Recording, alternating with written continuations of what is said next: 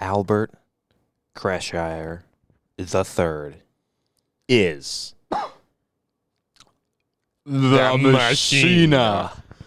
Oh, I actually said. Turns out I said Machina instead of Machino, which I meant to say. I wanted to say I'm super badass, but I actually just said I'm actually the Machine. I like how and they loved it. I like how it was played off like saying I'm super badass is somehow cooler than just saying I'm the Machine. Admittedly, saying I'm the Machine is way cooler. Yeah, I'm the Machine. Like, what's this guy's story? I'm a badass. Like, isn't like the thing that they always say is like people say how great they aren't usually that great. Yeah, exactly. You know. I'm a little afraid to say anything negative about it. Now I know that everybody in the movie is in fact Russian. True, and they'll come. That was shocking because I thought every single person wasn't Russian. Because no one sounded like they were actually No one Russian. sounded Russian. The main chick didn't sound Russian at all. Christina She P. sounded like did Christina not P. Yeah, I wrote that down too. I said Christina I wrote, P's dude, this Russian is Christina accent P's sucks. Russian accent, and it's dog shit. Oh That's my god, so that's funny. Yeah, You Christina P. That was What'd you totally Christina P. But it did also make me think. I was kind of also like, I wouldn't mind hearing that voice more often. Maybe actually from Christina P. I was like, that would be kind of cool. Maybe that would make her a little more tolerable. You know, change up a little bit. Maybe it's just you're getting sick of the same old voice every time. Throwing a little bit of. Isn't she Polish? Let's hear the Polish accent come out every once in a while. The P stands for Polish. Polak. Yeah, Christina Polak. Yeah. I think that has a nicer ring to it than Christina P. I think it's actually Petzinski. Oh, she's definitely like. So she's because Slavic apparently for that sure. was too hard to say, so we went with. It's crazy though that she got to be in the movie and there was no Tom Segura sighting. Right. Well, actually, you know, I'm trying to figure out how I want to go about this, and we should go this in like the actual reviewing of the movie, and since we're doing it in like the chronological order. 'Cause later on, I wrote a note about Tom Segura not being moved. Do I really want to jump ahead all the way to the third act? My first note was, "What the fuck is this dog shit cover of Torn?" I know. That was the most.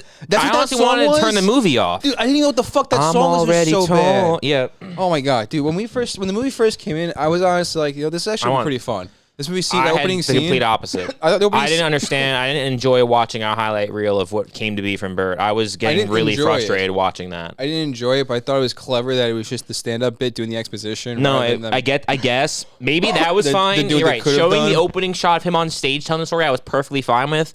But once it became a fucking iCarly, that I hated. Once it became an iCarly theme video and had it where it was just like, here's two bears, one cave. Do you see the part where it literally showed him and Sean Evans on Hot Ones? No, I didn't see that part. I was flabbergasted. All right.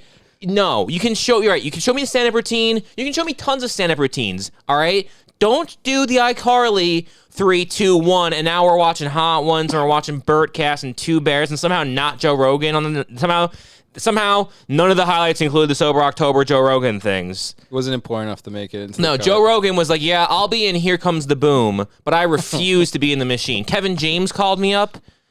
He can actually really, he's a great kickboxer. Yeah. He's actually really, dude, guy kills. Form, yeah. Beautiful form. Real striker, real strong. Really knows how to hit. Joe Rogan clearly hates things. We just watched Bert talking about it, which is interesting. The only takeaway Bert had from the movie about his life is that he gets hard when he kisses women. It did make the impact at the end of the movie a lot more interesting though. When was like, when he kisses discount Christina Applegate, redheaded discount Christina Applegate. Mm-hmm.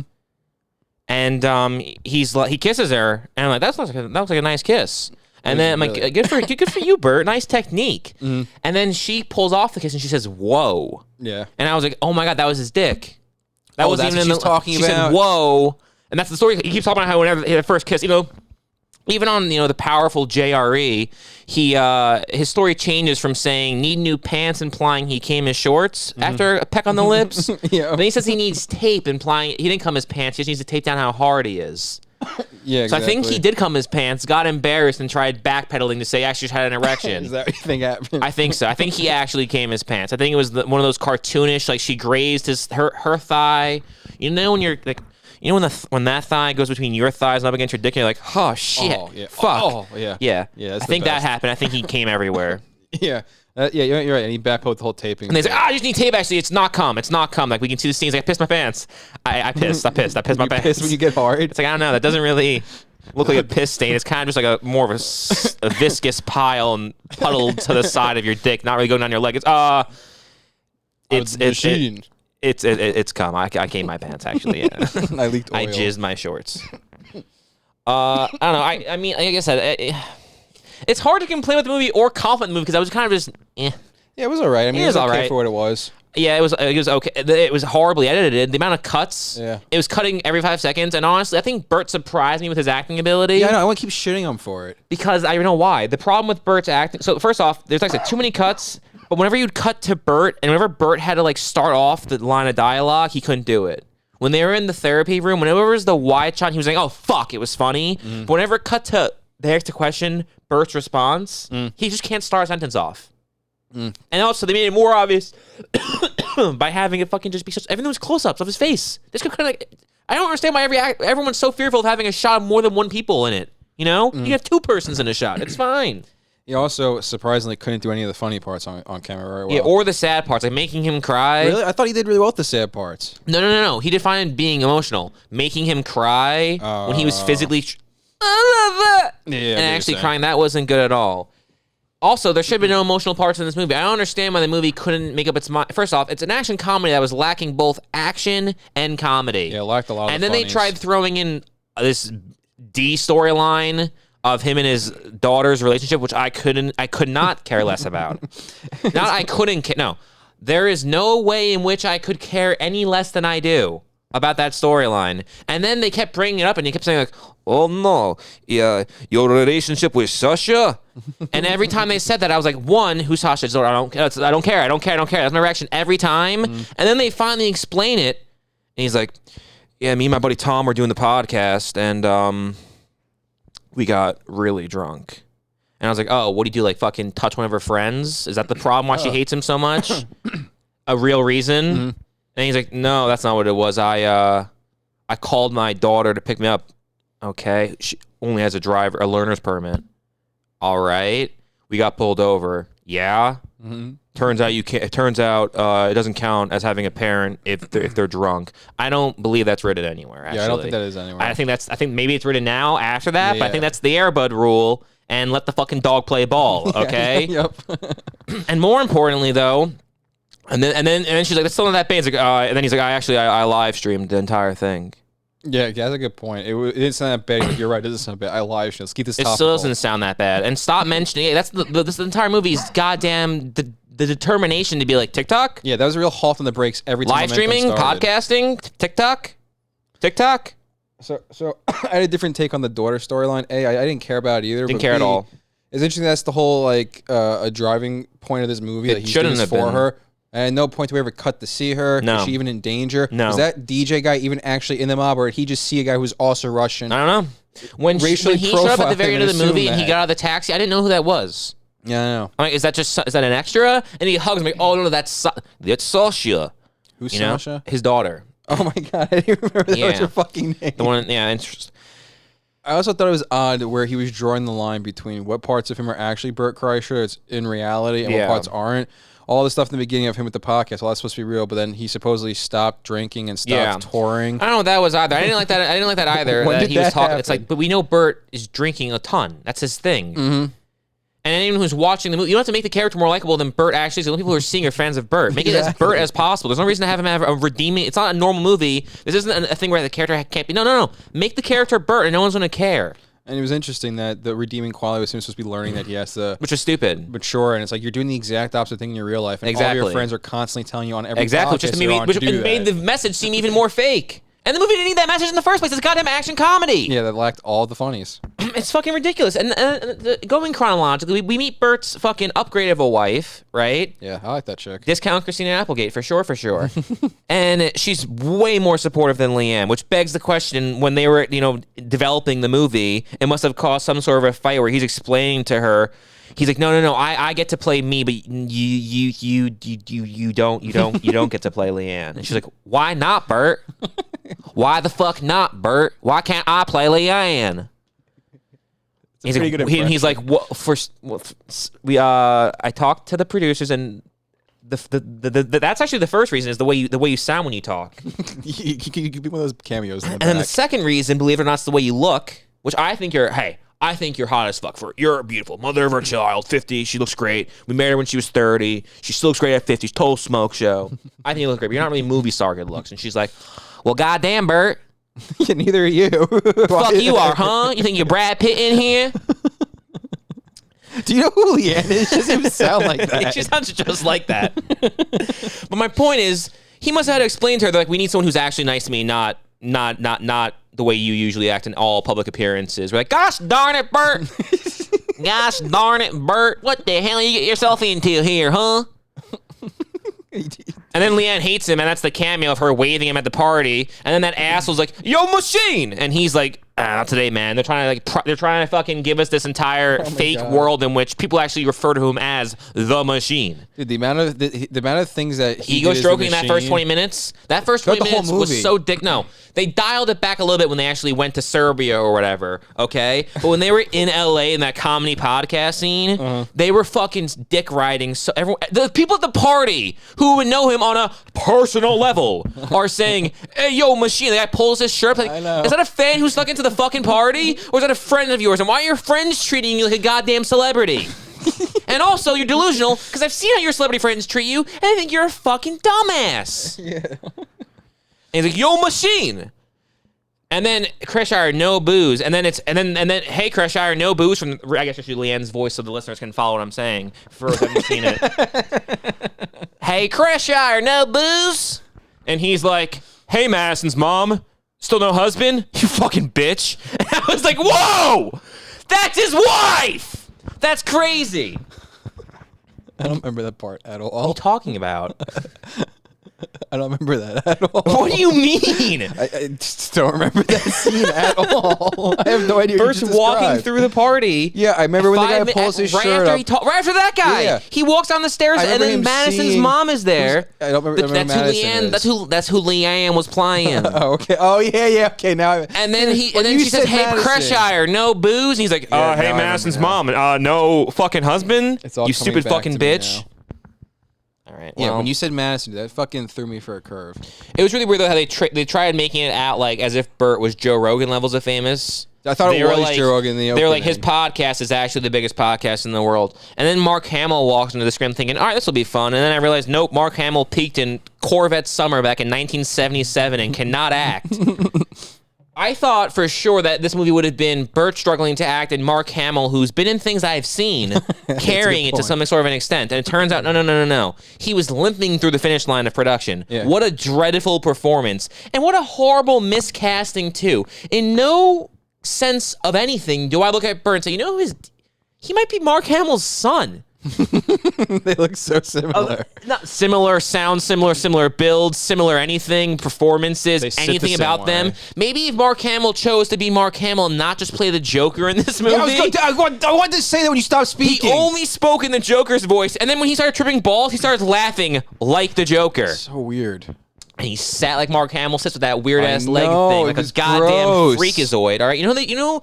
I wrote down. I don't even need to cut on. I'm just gonna read them. All right, Ray Liotta, Mel Gibson, Billy Bob Thornton, Brendan Gleeson, Scott Bakula, Eric Roberts, Bruce Campbell, Bill Pullman, Paul Reiser, Clancy Brown, John Snyder, Christopher McDonald, Steve Guttenberg, Corbin Burnson, Brian Dennehy. All of them. Even Brian Dennehy died like 20 years ago. No, that would have been awesome. He would have been the best choice. All of them would have been better choices than Mark Hamill. And honestly, the second half of that list, no one's calling them for work. There was no scheduling conflict. Steve Guttenberg's not getting casting calls anymore. All right, Diner came out in 1982. All right? It's been 41 years. Corbin Burnson would have been a better choice. Yeah, that would have been cool too. Bruce Campbell would have kicked ass. Bruce Campbell would have been so fun. Paul Reiser. Who doesn't love Paul Reiser in movies? Good point. I do love me a good Paul Reiser. But no. Mark Hamill. Yeah, he was atrocious. He was so bad. So fucking bad. It was uncomfortable how bad he was in this movie. Yeah, and you know what really disappointed me about this movie? When he picked up the Lenin hand, they didn't make a cock puncher reference at all. That's true. That was a weak one. You know what pissed me off in the movie? When I really checked out? I checked out 5 seconds after Bert said his wife was a fucking bitch, and he went into the pool room with his father, the guy, the whatever he was. And Christina P. walked in, and he was like, "Is this some kind of TikTok prank?" I know, dude, shut up. And I was like, "Yep, done with this movie. I'll watch the rest of it. I'm not going to enjoy the rest of it." And then Mark Hamill does his Joker voice. That's a fake gun. Bang. Bang. And then Bert gets slapped in slow motion, and we see spit fly. Pretty funny. That was pretty funny. Pretty funny. And then we get a scene where Mark Hamill cuts off his balls randomly, like it's fucking. I don't even have something to compare that to. I don't even have a placeholder for reference to something. Jimmy Tatro was better. Jimmy Tatro probably should have been in the movie more. Yeah, and probably played up his Jimmy Tatro-ness a little bit more. Yeah, 100%. Like the whole, no, this is actually a laptop. Yeah, I'm taking notes. It should have been more like that. He should have been in the movie a lot more, but there was really no point for him being in the movie. There was no reason to show the flashbacks. It was even weirder when they chose that one time to have an artistic panlet where every time we'd cut from Fat Bert to Hot Bert, we'd go just a traditional cut. Not very creative, but I was okay with it, right? But then one time on the train cart, randomly, it pans through the crowd of the Russians into modern day. And I was like, yo, where was that style? They did that a couple times in the movie. Okay? I had the same question about why the movie at times, not throughout, not to set, not even in the sense where it was like the scenes that called for it, where if you really study the film, you can actually, it was all to show the rage of the scene. No. Just arbitrarily throughout, it would randomly come all about being neon red. Where everything was randomly. Yeah. It would become very visual, a very colorful film. It had style every 17 minutes for a minute. Good style. But like, where was that? Yeah. Why was it? If you wanted to do that, why didn't you keep doing it? Also, why didn't you like maybe work a little harder on the story? Yeah, you notice he only does the flashbacks when the story stopped. I know. And they just sat down and he's like, let me tell you something about my stand-up bit. I'm and just not to mention, so he's famous over there, but took 30 years to be found. Dude, yeah. And the Russians are listening to his podcast, but they can't find him. They can't figure out who Bert fucking Kreischer is. No, the guy who's saying on every appearance and every show and everything ever, I'm the machine. They should have had a body that was the back. Most perfect I'm the machine. Just like him. That was amazing. Oh, that was good. Can you do that again? No, I'm not going to try. They should have had it where he didn't believe who they were in the very beginning when Christina P first walked in. She should be like, what is this, a TikTok video? Yeah. And then all of a sudden the fucking tall idiot walks in with a guy with a bag over his head. He's like, who's that supposed to be? And he pulls the bag over his Tom Segura, freaking out. I have way better spots for the boys. Don't worry, I got the perfect spots for everyone. No. Right, you're stupid and you're wrong. No, well, whatever. Let me get another great line in the movie where Bert's like, I see wokeness hasn't made its way to Russia yet. That was a good one. That was classic a good one. Bert stuff. It was also funny how when I heard the machine story on stage, one of either the first, the 70th, or the 150th time, I could have sworn it came across more where it was like he had a really big night and a really fun time over there. I didn't process it as in he was a cultural icon who reshaped the entire fall of the USSR. He created a new mob from stealing that guy's watch. Igor created an entire religious realm based around him. I mean, Bert is a Christ figure. And then not to mention, too, it was interesting to learn, I haven't been to Russia. And when I think Russia, I think, Rocky IV. Okay, that doesn't really show a lot of the humor in Russians. So I'm glad this movie could show us that every Russian person, all of them, every single one, male and fucking female alike, when they see something, you want what they find funny? What's that? Saying, the machine has big tits? I know, they all love that. They all walk in and they're like, ha ha ha ha, machine has breasts. And honestly, in that shirt, you couldn't tell at all. He's not. And he honestly, fat slob. Yeah, fat slob enough to the point where you have to gawk like it's a zoo animal. Not really. Yeah, no, not really at all. We're just like fat slob. Honestly, he's kind of in that realm. I feel like it's borderline where it's the point where it's like you'd honestly you'd feel bad making a point about it. Yeah. He's just big boned. He's just big boned. He's just really got great shoulders. Yeah, he's just really. I have phenomenal shoulders. He does. He really does. And you know what's ironic? They didn't show enough of that in the movie. It wasn't until the end we got to see the shoulders. And then we get into the action part finally, and Bert shoots a guy who shoots a guy who shoots a guy that they spoiled in the trailer. They pulled the whole. Wait, John Connor's a robot in the trailer. And also, maybe they shouldn't have cut away. Again, I complain every time there was a cutaway. When they shot that guy, instead of just having it where it was like a wide shot and we see bang, bang, bang, bang, bang, zing, pow, boom, everyone fall down. Like, no, we'll just do some cuts and we'll make it look fake. And then later on, when we have that guy fall onto Mark Hamill and get impaled through the chest, instead of actually showing the whole entire shot and feeling the impact, we're going to show him fall out of frame, cut, and then show him inside of him as the blood drip. Because the blood drip brings the impact part, not the actual slamming, not the actual motion for the action movie to feel like it's action-packed. We're going to cut away from the actual impact. No, I think the blood, because it's so vibrant of a color, it's shocking. I think that's the real impact. Another great line was when Mark Hamill was like, your toxic masculinity must have seemed soft for them. Tick-tock, tick-tock, tick-tock. Mark, every time Mark Hamill spoke, I wanted to punch myself in the balls. Yeah, what a shitty actor. And then what another great joke. Jimmy Tatro is like, that girl's like, how don't you gain weight from all your drinking? I wrote that line down, and too. He's like, Just great genes. And it's like, that's funny because he gets fat when he's older. I wrote that verbatim. That's exactly what I wrote down. It's funny because he gets fat when he's older. It's so fucking funny. I was going to say that next. You know who would have been a better Christina P than Christina P? Who? Someone who Kirby. Yeah, someone who can do the action sequences. Someone could have done the actual action in this. Also, speaking of the action, like, since the movie failed at that, imagine if Burt had like a little more drive to him and went the fucking Bob Odenkirk way, where he took 2 years before filming to work on the routine and choreography. And think about it this way too: if he actually got committed to it, right? And like goes to Joe Rogan and it's like, Joe, listen, okay, I need to learn how to fight. Joe's like, I'll teach you how to grapple. You know? Yep. He starts building a friendship with Joe Rogan. All right, he says, Joe, I know you don't like Hollywood, but we're not even filming. We're filming in Serbia. Okay, Joe, be the consulting producer / stunt be the fight coordinator. Joe gets involved on it, gets his name on the project. Now it's Joe Rogan's the machine, as if he's like Lee Daniels the butler, you know? Dude, this is genius. Burt comes out there, gets fucking, you know, as jacked as he can get or whatever. But even he stays just as fast as he wants. But he can move. The Kevin James jack. Yeah, but so he can move. Yeah. And he's throwing punches. He's doing all of it himself like Bobby Odenkirk. Mm-hmm.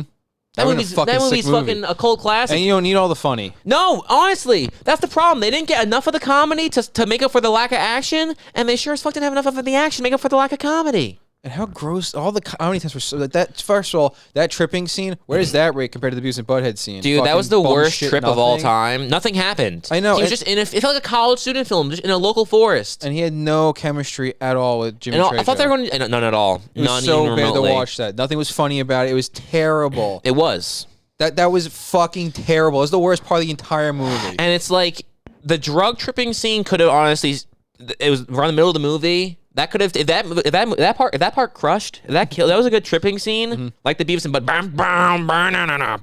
He started actually tripping balls, or even if they went the funny like 22 Jump Street kind of way with it. Yeah, either way, if they actually really committed to one idea in this movie, since they couldn't do that, they refused to. They kept having like, well, it's kind of an action movie, it's kind of a comedy, it's kind of a coming of age story, it's kind of a father-son rebuilding their relationship, it's kind of a father with his daughter, it's kind of my actual real life wife's a fucking cunt. It's also a little bit of like me trying to find the balance of being a complete alcoholic, but also not. And it's also about like Russia, I guess, but it's not about Russia. But it's actually about the past, but it's actually about the present, but it's actually not. But it's actually not at all. It was just boring. There's never any high stakes to any of it. It was all so disconnected. Boring. I was hyped about it for the first 15, remember when they grabbed minutes. the bottle and then he's like, "That's me in the bottle," and then the fucking Russian guy was like, "What's him on the bottle? Only fatter with tits." And it was like, nice. Yeah, you guys are glad we got it again. And he's like, "It would be an honor to party with the machine." My favorite line with the machine thing was when he goes, where did I write it down? Here it is. He's like, "You're getting the fucking machine." All I thought was, "It's morphin' time." He delivered it exactly like Tommy. It was fucking great. I liked it when that guy spat out in his teacher. That was pretty awesome. That was pretty sick. When he spat and said, "Fuck that bitch." Speaking of that scene, actually, those guys were like, "He's the machine. He's the greatest party." Dude, all you guys were doing was just standing around drinking and singing. Wouldn't you be doing that regardless Apparently, if he was there? it doesn't take a lot to impress these Russian mafiosos. He took his shirt off. That was the only cool, different thing he was doing. That's a very Western thing to do. They don't see that a lot over there. Sure. All right, the Eastern Bloc is not used to guys just taking off their shirts with confidence like that. Sure. Plus, Young Bert's kind of hot. Young Bert's kind of hot. It's also weird how the movie of a real story made the story feel more fabricated than anything I ever heard on stage. And when he mentioned it on stage about him robbing his classmates, for some reason I always pictured it in him like they were sleeping. Yes, also they were asleep. They were asleep and he like raided the storage cart. Yeah, the thing above their heads. Yeah, like, shh, exactly. I didn't think he was like, "Give me your fucking goddamn bracelet." Yeah, give me your ring, bitch. And then he spits on, and then and honestly, when that bitch slapped him, bro. Buzzkill. Okay. And why are they even forcing this fucking love story? It was like, we know he's with Leanne. I wrote that down too. It makes no fucking sense. Because they wanted to have, they couldn't, we had to fill it up with something. Instead of just getting one good storyline, like we'll just throw like 8 to the wall. And why did fucking that asshole insist on stealing the fucking guy's knife? And he goes, "I give you this watch we stole as a gift for my new friend." Give him back his fucking knife. That would have been better, probably. What the fuck? Maybe there's another great line. "Oh my God, I'm your origin story." Yeah, that was funny. That was pretty funny one. And then they also did that same RT thing again, where that right after like literally 2 seconds after they randomly decided to have an artistic pan out of flashback, they then had the chick. They had Christina P. enter the flashback and pick up the watch and see what he was talking about. That's kind of sick, actually. It I was. like that a lot. Where was that for the whole movie? I know. Yeah, that was fucking awesome, actually. Same with the train car. Once that train car opened up and everything was red, that like was fucking awesome Goodfellas. Too. Where was so that for the whole cool. movie? Or the very end when they went outside and it was all the red neon signs again. Where was that for the whole movie? There was no comedy. There was no action in this action comedy.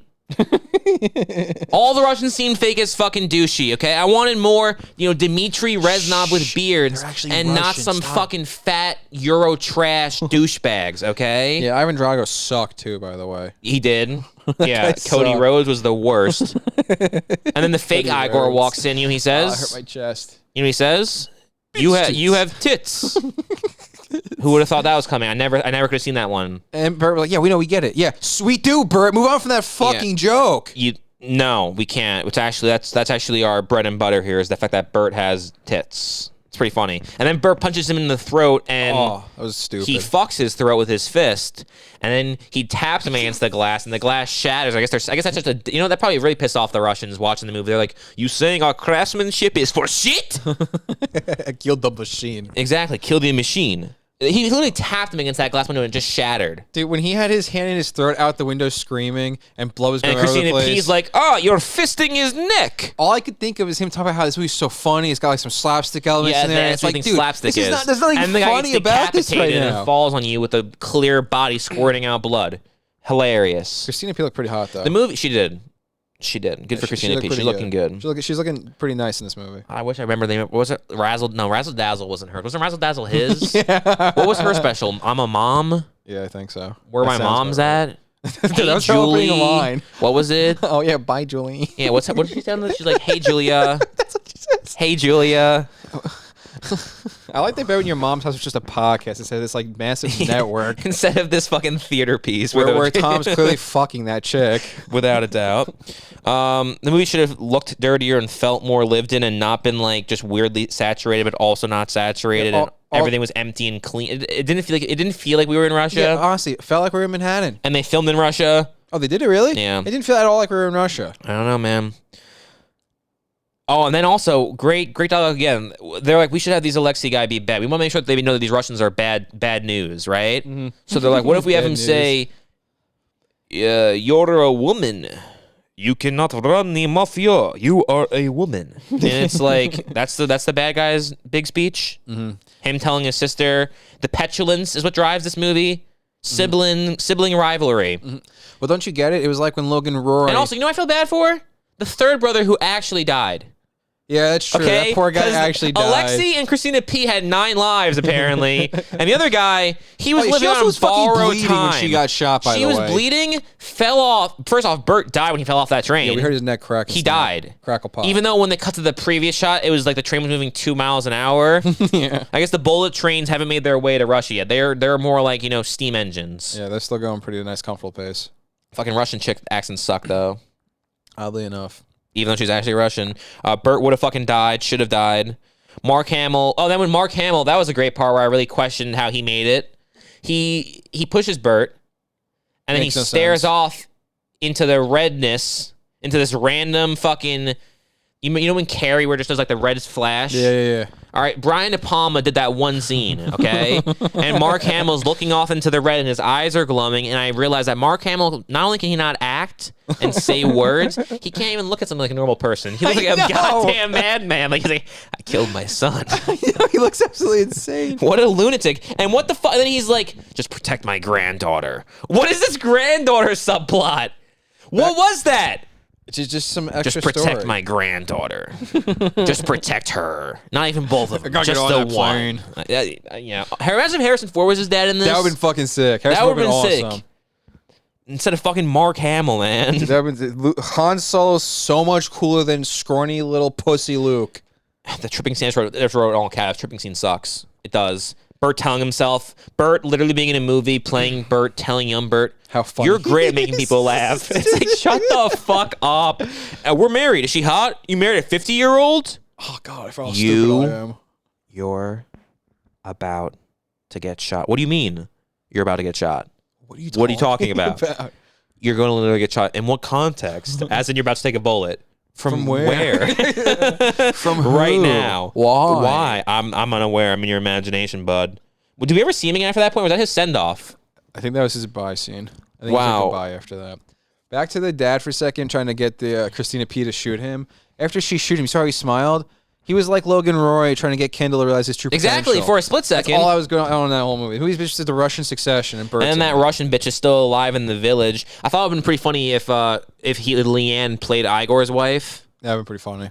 Or Christina P. Maybe that could have been her part. They didn't want to have her be the action chick. They want to have her do two things, or maybe only make her be the other chick, you know? Well, Christina P. looked good to me, but her action was no good. And then we get the whole, she listens to your podcast. Why no new episodes? What was that even talking about? Exactly. Is this real life Bert? Is this not real Bert? It's like, so you don't have you have one ball? Him saying, help, I know this whore. That was pretty funny. That was a pretty good one. Dude. And then he throws her onto the table. They needed more Bert being stupid and crass. That was hilarious. Making funny jokes instead of him just being like, oh my God, oh my God, oh my God. He's dead. And then Igor runs in and pukes. That was pretty funny. That was actually hilarious. All right, Igor was the best part of the goddamn movie. Yeah, really should have been the whole thing. Igor and was really, great. you know, it did baffle me. I kept thinking, like, we're going to see the Segura crew at some point. They're all going to show up, aren't they? Isn't Sober October going to show up at some point in this movie? And they should be like the SWAT team that came out in the end to save I definitely would have also complained if they were all in it, being like, really, you can't cast real actors. But I'm going to complain more that they didn't just have the friends in it, because it's a comedy movie. If anything, it's the movie you should have your friends in. Very good point. And, like, you know, I thought Igor was the best part of the entire movie, but imagine how funny it would have been if that was like Ari. Oh my God. With like the big beard and the hair. That was just Ari being Igor, and then fucking like Joe could have been the guy who gets his fucking throat fucked by Bert with his throat getting cut open. Look at my shoulders. Yeah, exactly. That could have been that part. And then you could have had like Tom could have been the therapist in the opening and the ending.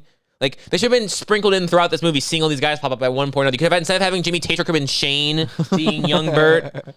They went the wrong way. They should have Shane Gillis could have been Shane there Gillis, somewhere. That's what I just said. I literally just said that. I just said that. I just literally said Shane could have played young Bert. Like, or Shane Gillis could have been in it. I didn't know.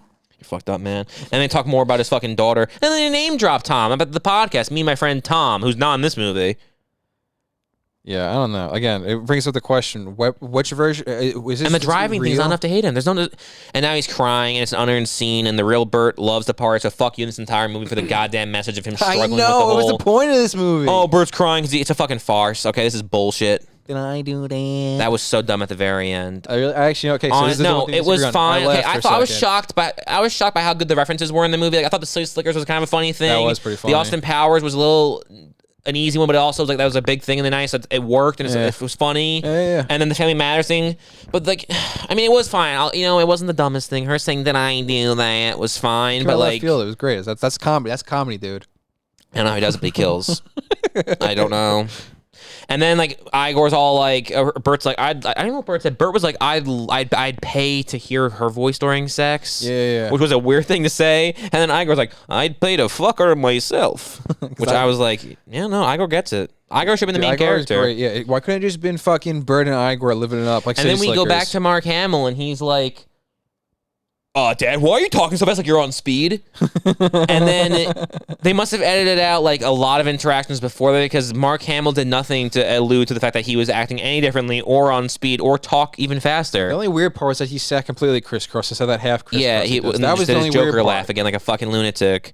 Yeah, he's really bad. He really, really bad. They should have killed him. Like, they should have killed him way sooner, or at some point instead of faking out his deaths. And then what was that weird Scott Pilgrim editing for him drinking the alcohol and the fireworks are going off and he's getting level upgrades? I kind of like that. Again, that Popeye thing. Where'd that come from? Why did the movie randomly just decide to do certain things for a second? Yeah, I know. Had a lot of bursts of actually like really good editing and that fight scene sucked.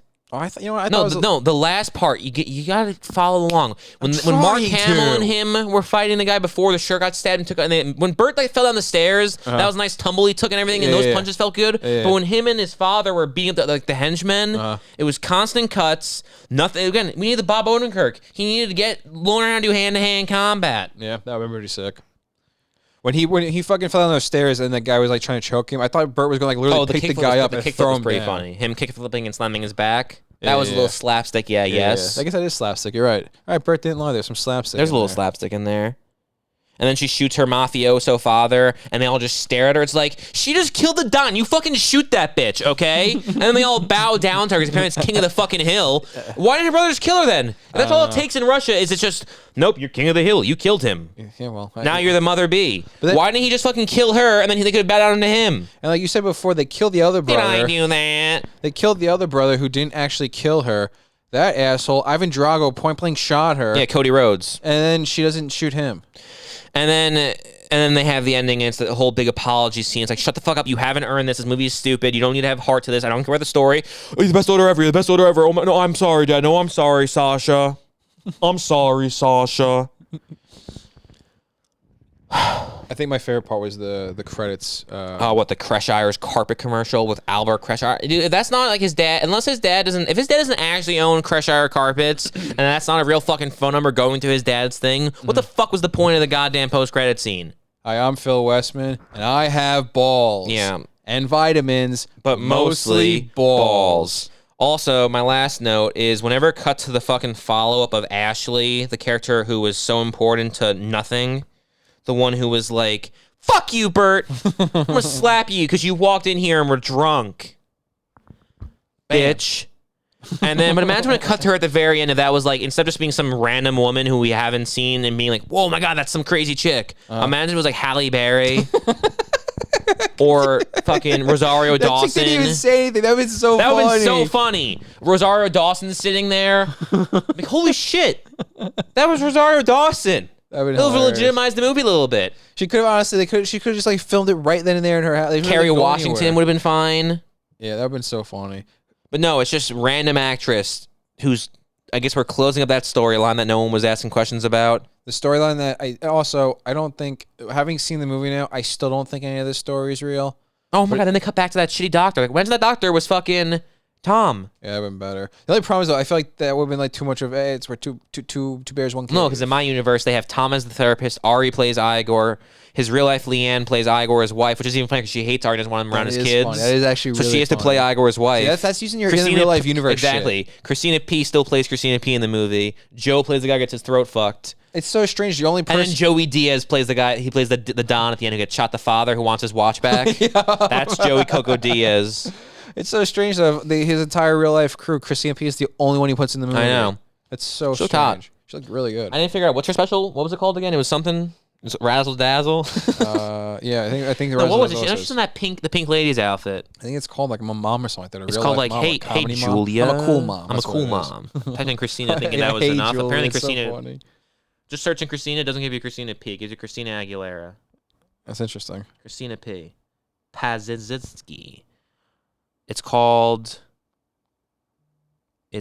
something.